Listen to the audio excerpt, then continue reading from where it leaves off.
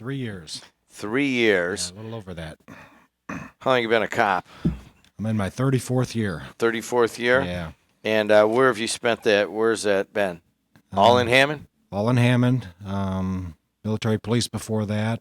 Worked just about every division Hammond's got. Narcotics, K-9, SWAT, patrol, evidence technician, field training officer. Done a little bit of everything while I'm in here. Where'd you grow up? Hammond, born and raised, Bauer Street. Bauer and what? Bauer and what? Bauer just off Calumet behind the old Goodwill. Behind the old Goodwill. Yeah. So Bauer, what is that, 100 and... 800 block? 800 block. 800 block of Bauer. 800 block of Bauer, but what block of Calumet? 100 and... 57.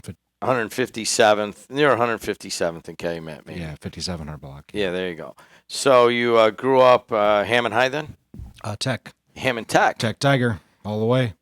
Really? I did not know that. So Yeah. what year did you graduate from Hammond Tech? 1979. 1979 Tech grad, huh?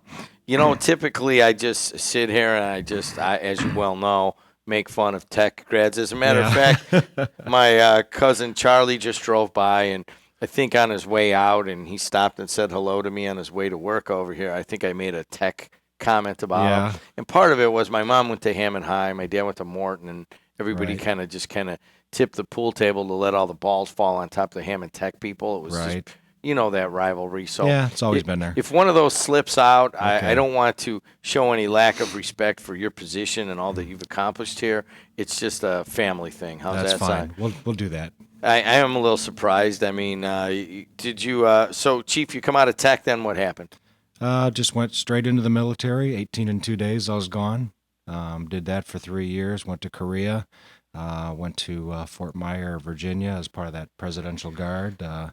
Did some details with Secret Service out there protecting Reagan at the time. Was a K-9 officer there as well, police officer there.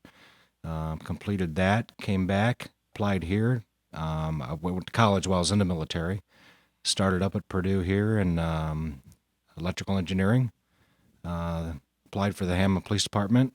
Just went to Purdue while I was waiting for the call. Came about a year later, so I decided to follow this path, and here I am. So you're it's pretty Hammond. That's a pretty Hammond past. That's a pretty Hammond path. Other than the military, I've never lived anywhere else. And so now you're the chief now for about 3 years. Who's your assistant chief? Andy Shorten. Andy Shorten. Yeah. Now I saw a little something.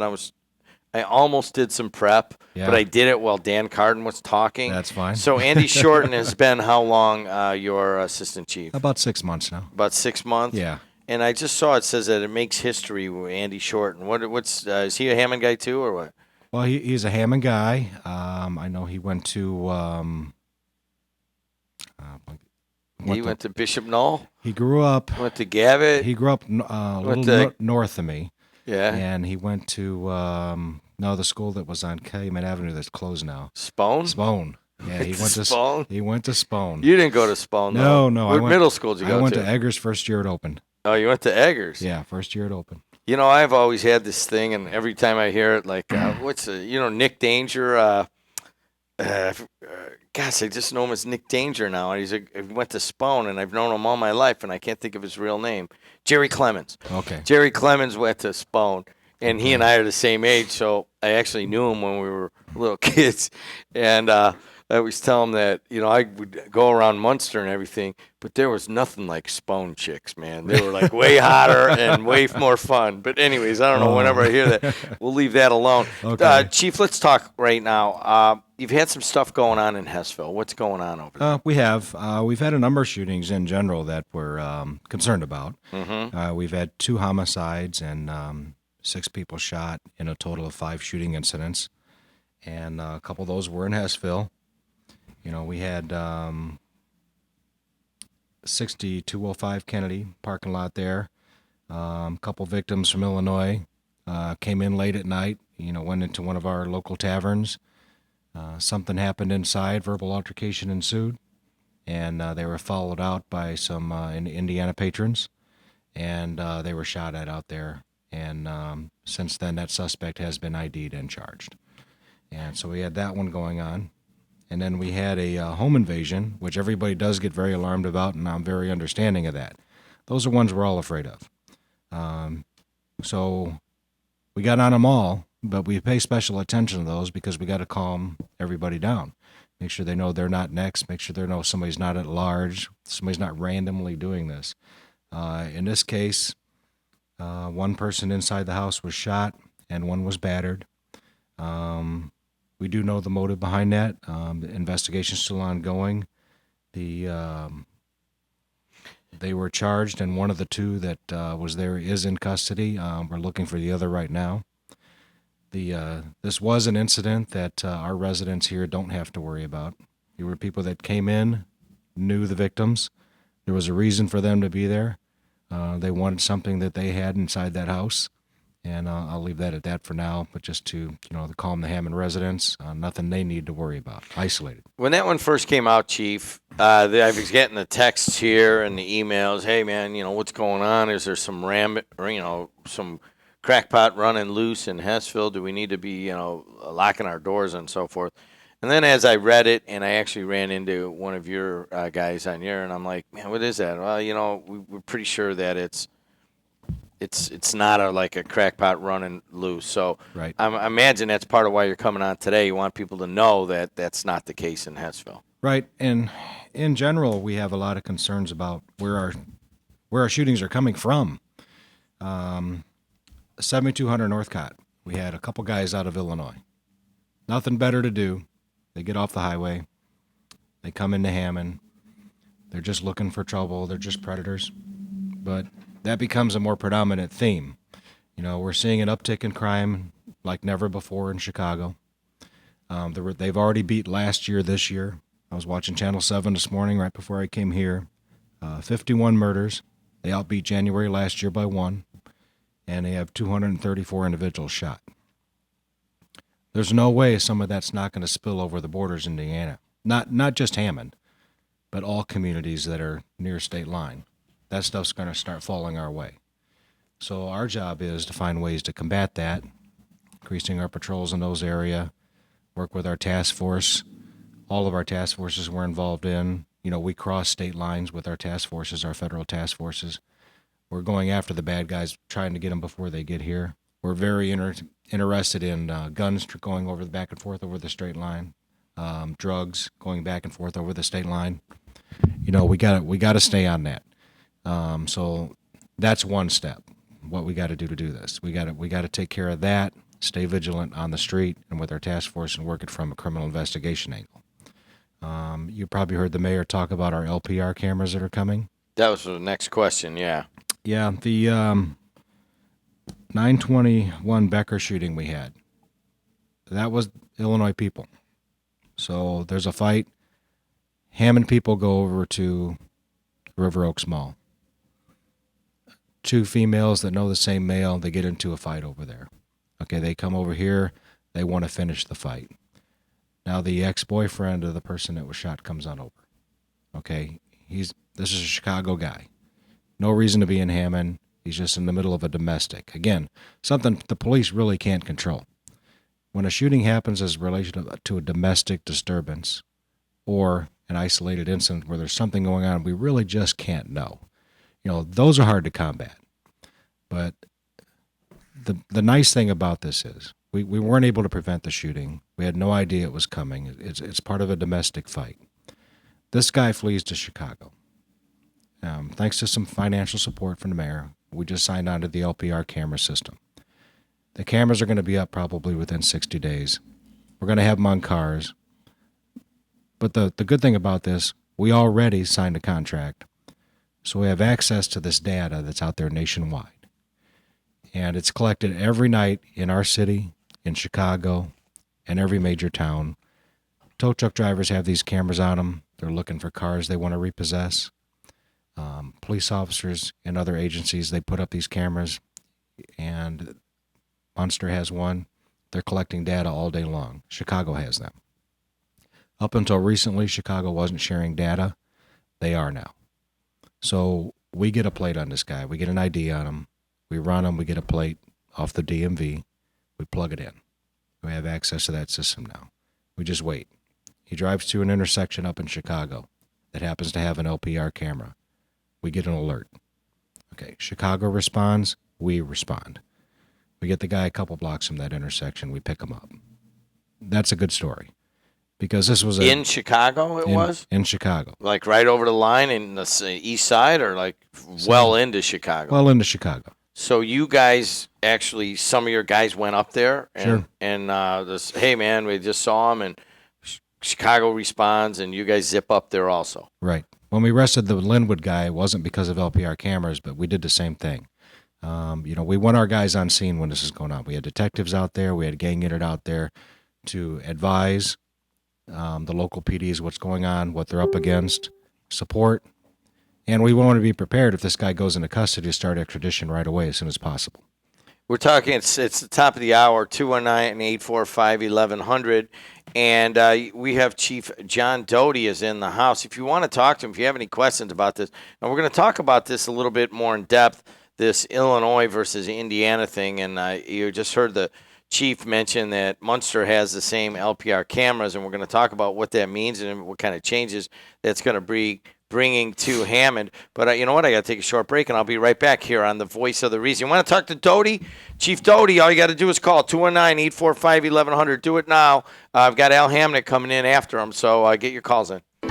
Are you worried about your loved ones at home for home care services? All America Home Health Care is a trusted, state-licensed home health care agency in Munster that provides quality, professional home health care services like registered nurses and therapy service. All America Home Health Care has been in business for 10 years and can be reached at 219-836-3000. All America Home Health Care, 219-836-3000, where service and passion is a commitment. Theo's Steak and Seafood in Highland sets the standard for fine dining excellence. Delicious USDA prime meats along with the freshest seafood in the area, and is open for lunch and dinner. Celebrate your special event in one of our private dining rooms, or Theo's To Go Catering will cater your wedding or special party. Make a reservation by calling 219-838-8000 or see our menu at theoshighland.com. Visit our other Theo's group restaurants, Ted's Family Restaurant in Calumet City, Prime Steakhouse, and Umi Sushi and Lounge in Crown Point. Napleton River Oaks Honda has been serving Northwest Indiana for generations and is still going strong today. Now we're extending Napleton employee pricing to you, our neighbors. Check out riveroakshonda.com. Plus, local military, police, and firefighters get an additional $1,000. Napleton River Oaks Honda, right off 94 on Torrance. Napleton. Second to none since 1931. On select models, excludes Honda Fit, CRZ, HRV, and Insight. $1,000 dealer discount. Service verification required. Hey, good morning, everybody. 7:03 in the Calumet region. I'm Jim Delo. First day of February. Let's get it going. Wednesday, February 1st of 2017. Yesterday, we talked a lot about what was going on with Donald Trump and the country. Today, we're trying to make it bring in some of the stories that are going on here locally. You just heard from Dan Carden talking about the state legislature here in Indiana today. Also, I have Chief John Doty in the studios with me right now. And if you want to talk to him, 219-845-1100. Let's take a look at what's going on the roadways right now. Into Illinois, you go up 294. That looks good. 80 going east and west looks good to Bishop Ford. Right at the merge, you got a brake tap, but it's moving along pretty well. So is it Dan Ryan. Jane Byrne is bad, though, this morning. Skyway, Toll Road, Barman I-65, those all look pretty good, pretty darn good. And then what do you got in terms of the weather? High of 34, which is what it is right now here at the Strachan Van Til's studios. And don't forget, Strachan Van Til's new flyer just came out. And, Ryan, I think I left it out on the concrete flower bed there, or it's around here somewhere. But if you could get that for me, I don't know exactly what the sales are. But today, Gino and I are scheduled to go both use our senior discounts at Strachan Van Til. I just turned 55 just a couple of weeks ago, and so I get the 10% off today, and I'm going to go out. I think Gino's going over here to Munster. I don't know if I'm going to join him or if I'm going to go over to the Highland store. But either way, it's 10% off, and I can't tell you how excited I am about that. And you can, too, if you're over 55. Hey, let's see. John Doty graduated in 1979, so let me do Munster High School math versus Hammond Tech math, and that would tell me that Chief Doty can get that discount, too. Hey, what do you have 34 your high today? And then Thursday, Friday, and Saturday, get some sunshine coming. We could all use that, even though it's going to be a little bit cooler. Weather brought to you by Labor's Local 41, of course, which I am a proud alum. And then, of course, the traffic is brought to you by Napleton River Oaks Honda. You just heard from them. They're right across the state line in Illinois. And markets right now down a little bit yesterday on the Dow, and really not much happening overnight. Chief Doty is in the house. We're going to go through a couple more things, and then I'll take your phone calls. Chief, we started talking about what the influx of crime that comes across the state line. This is not a new topic. This is a topic that's been on these airwaves since we bought the radio station almost 13 years ago. And it seems as if it is there's more keen interest in it right now. And the mayor's getting these cameras, and every license plate that comes in or out of Hammond is going to be recorded. But you also have had the rise of a few big box stores. How has that played into this? Well, that plays in because it brings an Illinois population to Hammond. And not all of that population is good. We've always had a little bit of trouble at our local gas stations along the state line. People will come here that normally wouldn't come to Hammond to save on cigarettes, gas, alcohol, taxes, which you would expect them to do. Most of them are good people. However, some of them are not. They take a look at our community. They're looking around. They're shopping while they're here, literally shopping for crime opportunities. So we try to watch those areas. Again, another reason for LPR cameras. That's why I've been trying to get them for so long, because they stay near the exits of our city. They get off the highway, or they come down 41 out of Hegewisch, in Chicago up north. They come in Boy Scout Road to get gas there and cigarettes there. So while they're there, they find themselves in communities they're not accustomed to. And the bad guys that are coming in, as a general rule, they're coming from blighted communities in Illinois or Chicago in particular. So this is a pretty ripe environment here. We're a good community. We have people that go to work every day. They take care of their property. They have nice things in their home. They're conscientious, law-abiding citizens by and large. And there's more here for them to take than there is where they're from. About 10 years ago, I could say we had the same problem in Hessville on the Gary side. That has slowed down. And but now we're seeing a big push on the Illinois side as crimes go up over there, crime rates go up over there, and these horrific things we read on the news, as we just stated, spills over. So we're paying a lot of attention on that side now. How many homicides in 2015 versus 2016 in Hammond? We had 7 in 2015, and we had 8 in 2016. Now, overall, first of all, 1 is too many. You never want to have one. One robbery is too many. One burglary is too many. It's always too many. Ideally, you want none. That's just not possible. But ideally, that's what you want. Overall, over a 20-year period, our average is probably around 12. So we're down. We're down overall. Last year we had 8. One of them was an accidental shooting in a car. Guys playing with a gun in the back seat, shot the person in front of them. That person is in jail now because that person was a convicted felon. Shouldn't have had the gun in the first place. So that person is currently incarcerated. The other 2 were self-defense cases. Two of those 8 were self-defense cases. We report them properly, though, legally as we should. A homicide's a homicide. Even if a cop pulls the trigger, justified, kills a guy in the street, it's a homicide according to the FBI, the way we report it. So we had 5 that were real homicides, in my mind, but we had to report 8. So, and that it may not seem like that many, honestly, because here we are reading headline numbers of Gary of 50 homicides, and then you read Chicago 50 in a month, and hundreds in a year, and it's the murder capital of the world right now in terms of how many people are getting shot.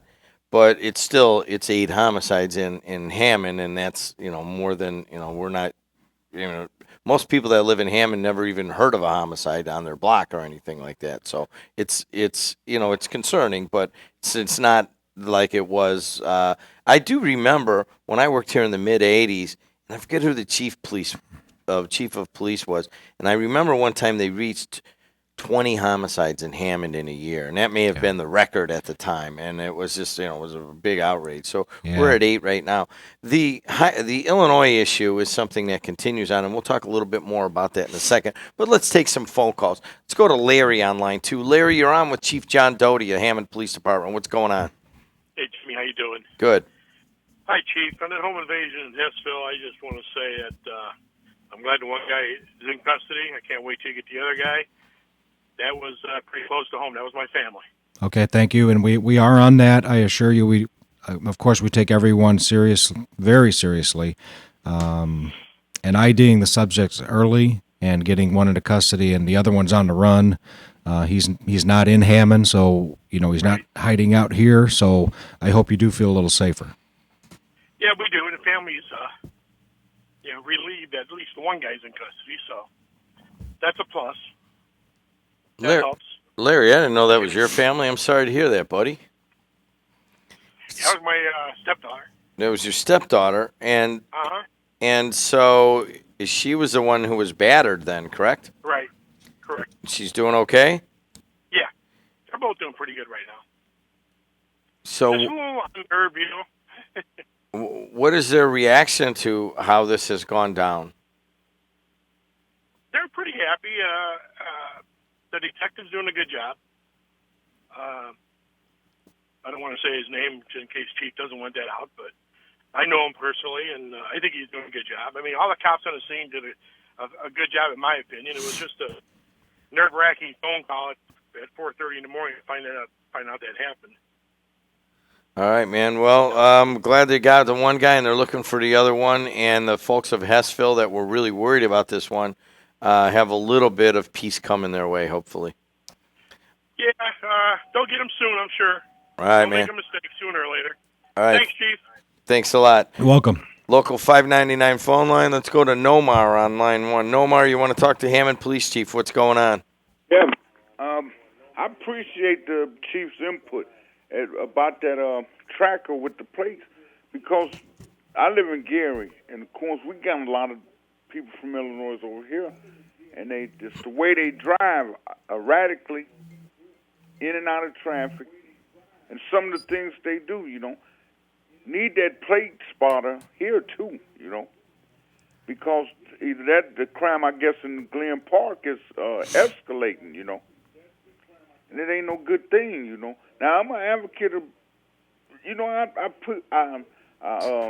I stand up for, the people, the minorities and stuff, but sometimes, you do got a bad element, and they getting a little bit out of hand, All right, we're going to talk about that plate spotters again. Thanks a lot.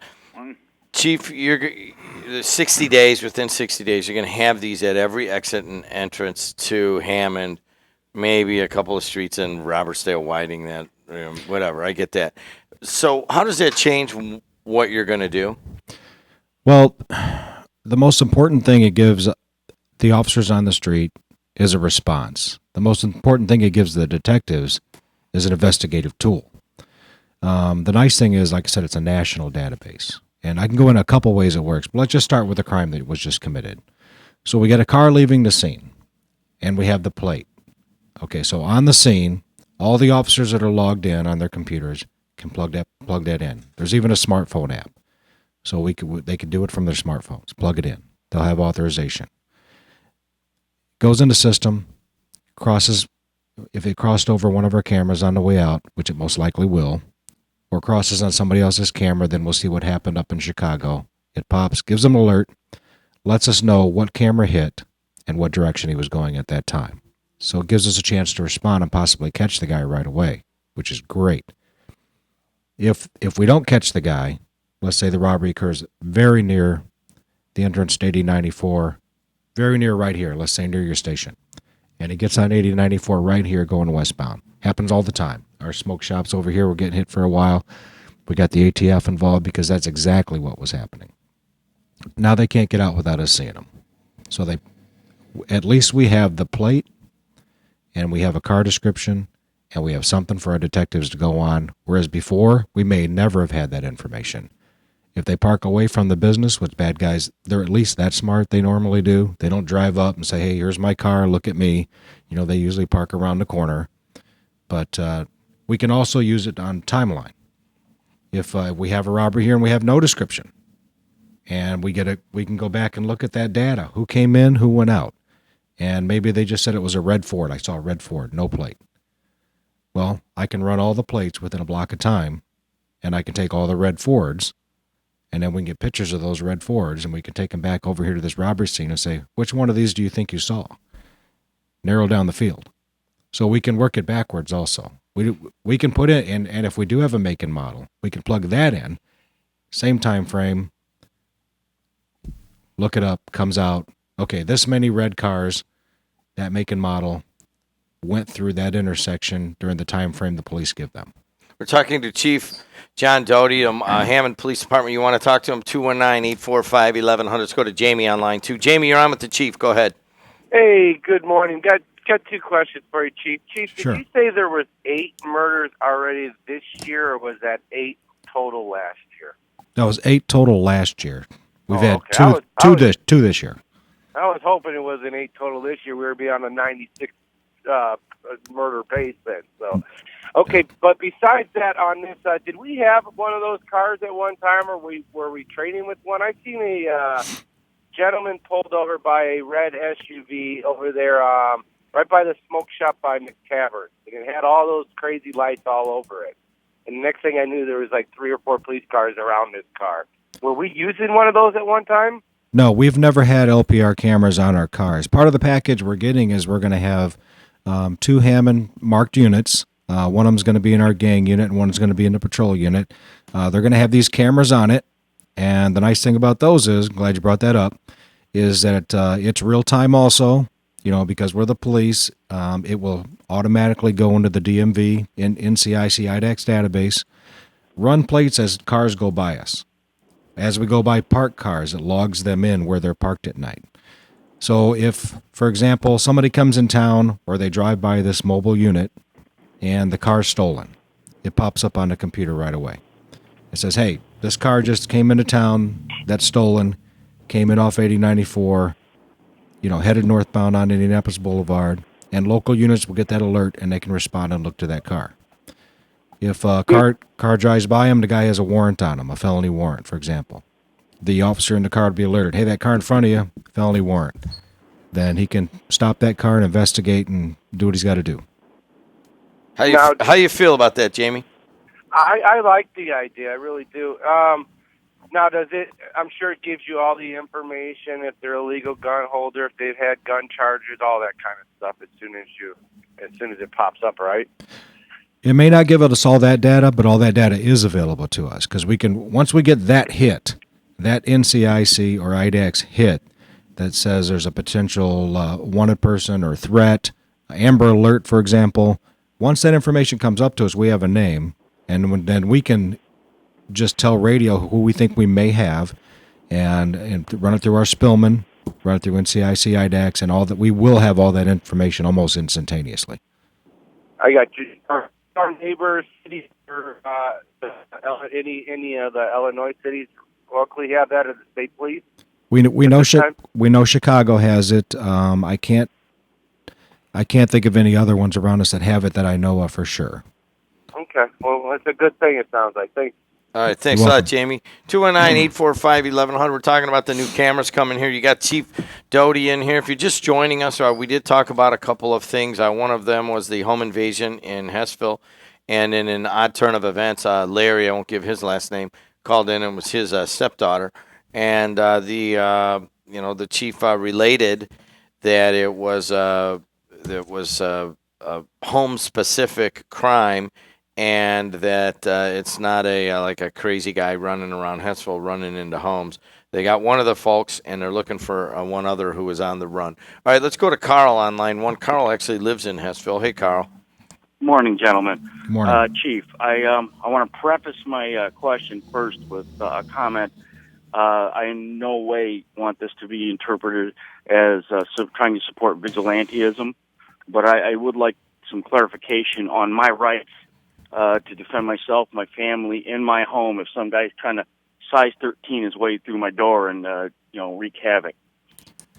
Well, I would tell, this is what I tell everybody. You follow the same rules we do. They're not different for police.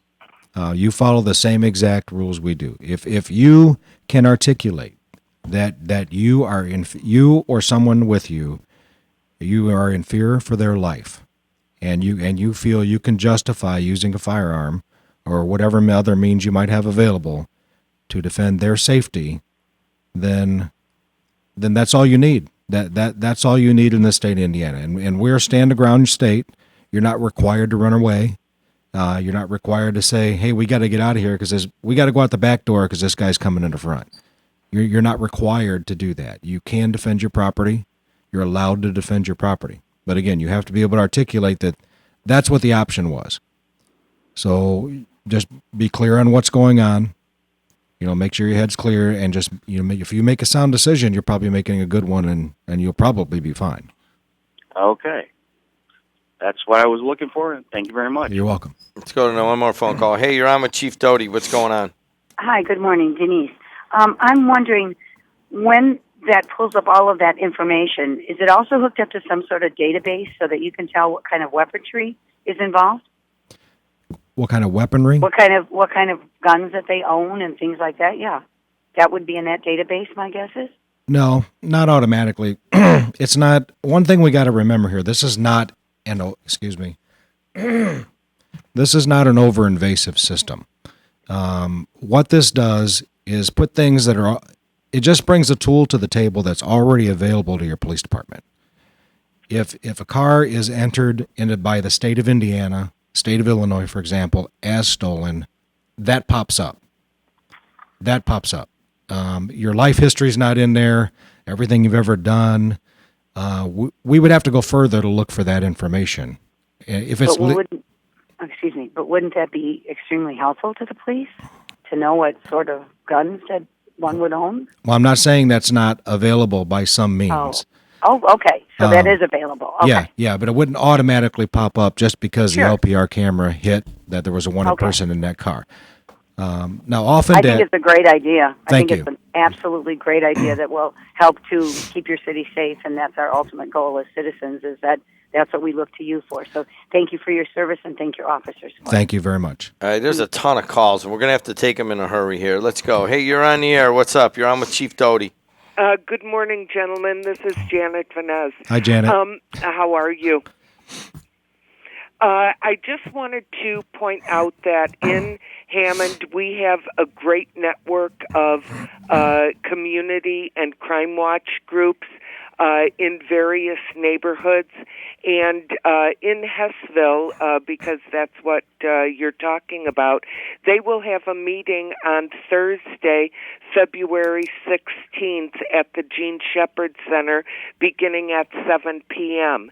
And we talk about preventative measures. We talk about things to look for. And the community policing officers are so very responsive and helpful. And Chief, you just do a fabulous job with all of your men and women who protect us, and as I said, you're always very responsive to any of the residents. So I just wanted to say thank you and encourage people to come out to the Crime Watch meetings because you get a wealth of information.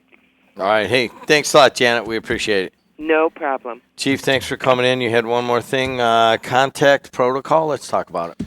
Well, right now the LPR cameras is our next wall of defense we're going up with. A few years ago, we needed something else too. Contact stop crime. Always believed that. Day one as a rookie, when I was a training officer, that's what I taught. If you don't stop and talk to people, you don't make friends.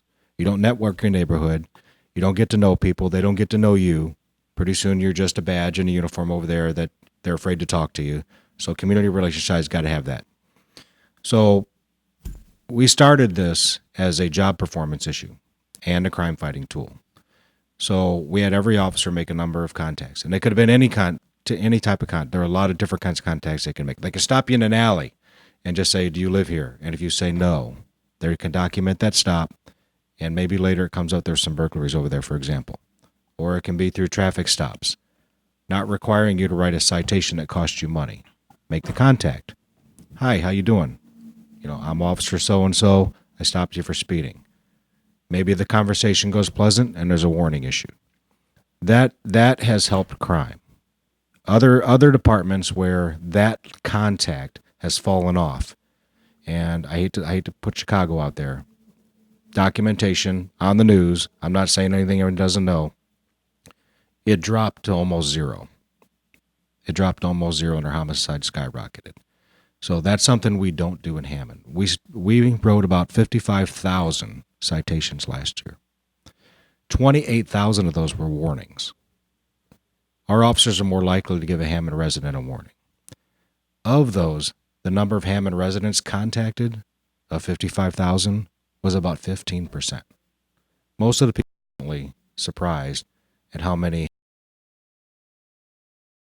Thanks for coming in. You're welcome. All right, guys. AM 1230 WJOB on 104.7 FM. Be right back. Since 1983, Tom and Ed's Auto Body has been family owned and operated, serving Northwest Indiana. Tom and Ed's Auto Body provides its community with the highest quality collision repair.